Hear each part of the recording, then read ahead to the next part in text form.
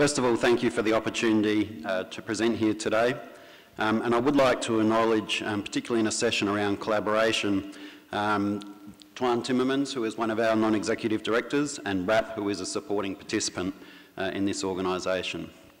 I often say that Australia is 10 years behind in terms of their food waste journey, but we're trying to catch up fast. This talk will take you through that journey. And our vision for this cooperative research centre is for an Australia without food waste.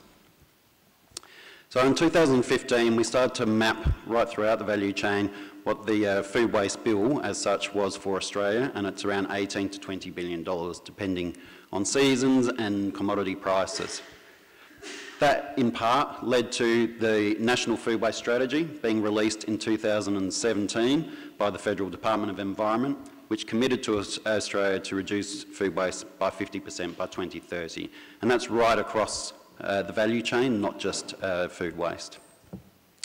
So earlier this year, the Australian government released the national baseline in terms of food waste. And that's a volume baseline, 7.3 million tonnes of food waste, and that's after food has been redirected to food rescue and animal feed. What was somewhat surprising was the high levels of food loss in primary production and manufacturing, which had previously not been reported in the country. In terms of the Food Waste Cooperative Research Centre, we believe it's now one of the largest food waste research, development and extension public-private partnerships globally, and that's why it's an honour to present here today. It's a $120 million venture over 10 years that involves 49 industry participants and 10 research providers. And there's around 200 people involved putting their time in throughout the 10 years of the organisation. Our expected economic return is supposed to be at least $2 billion, but based on what we heard from RAP, we believe this could be higher. So the simple message in terms of what this public-private partnership is about is to maximise the economic and social returns from food waste and to minimise the environmental impact while addressing multiple sustainable development goals. Of course, we manage something better when we value it, when we can create value out of it, and that's the aim of the CRC. So here's 5 ways of creating value from food waste, and this is from an Ellen MacArthur report.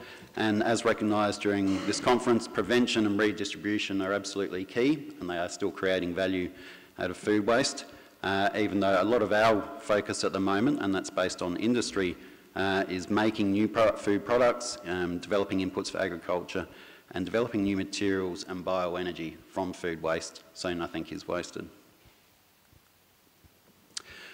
Interestingly, just as we were putting in our full business case to the Australian government, which was really a 5-year process from when we first commenced, our growth centre in the food and ag area, Food Innovation Australia Limited, or FIAL, released this report where they'd crunched a lot of the numbers around opportunities in food and agriculture in Australia over the next 10 years.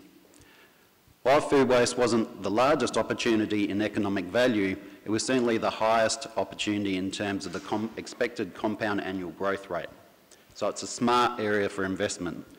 So anyone that says that we can't make money out of food waste and we can't help solve this problem through economic approaches should consider looking at this report. Interestingly, the other 2 key programs for the CRC are supply chain transformation and reducing packaging waste, and that's the 2 other key programs within the CRC.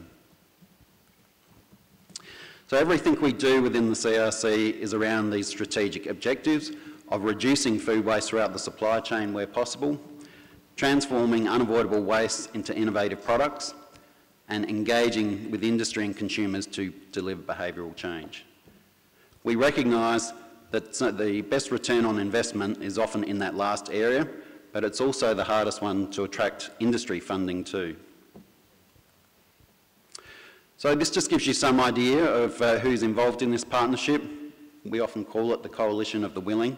And while a lot of these logos and brands may be unfamiliar to you, I think the main message is that we have the market leaders in many areas. So Woolworths, for example, is our biggest supermarket chain. We've got some of the largest horticulture companies, some of the biggest seafood manufacturers and peak industry bodies, and the leading universities. And we also have the 2 biggest food charities, Food Bank and OzHarvest, and they're taking a very commercial approach to increasing food donation with our help. So in addressing the specific questions that were aimed for this session, I'd just like to take you through a couple of lessons learned that we've had over the last couple of years. So firstly, the opportunities, and that's conducting industry-led research for rapid adoption and impact. This CRC is quite unique in that most people start with the government funding and then go out and look to match it with industry funding. We had the industry funding and the university funding and the charity funding, and we combined resources and then approached the government with a proposition that they really couldn't refuse, and then the government put in $30 million. So that's how we achieved at the scale that we've achieved. But it was industry-led from the start, and it was those peak or those big industry companies that really led the charge here. And so unless you can get them on board to begin with, then programs like this just can't be pulled together. We want to create a resource out of waste streams. We don't like the term waste, and of course everything has, can be a resource, it's just got to find the right home. And our role as researchers is to work out what that home is and create the maximum economic value out of it. Industry and government co-funding reduces financial risk to individual companies who want to innovate. Unless you've got that government funding, even though it came second, then a lot of these companies wouldn't have come to the table. They want to de-risk and they want to share their innovation in many ways as well. And public-private partnerships can support SMEs that often have limited capability to innovate. We have a program specifically designed for small companies that are often big waste producers that just can't find the money or take the risk to innovate in this area, and we support them dollar for dollar. In terms of constraints, industry-led research can see less money going into the social and environmental RD&E space when industry is dictating where the research funding goes. Public-private partnership research may not deliver the greatest food waste reduction impact, but it may have the greatest economic impact. And matching funds and leverage are required by industry. Without that, many would probably walk away. So just to finish with, in terms of the incentives, being on the bus is the major issue, and we get called or emailed every day by new big players in this area that want to be on the bus. They want to be part of this coalition of the willing, and we are an open CRC and will expand. Leverage, IP rights and favourable commercial arrangements are essential, and networking and industry intelligence opportunities are a key reason why industry joins an organisation like this. And in terms of experiences, lessons learned, ensuring researchers have commercial acumen is absolutely critical. Most don't.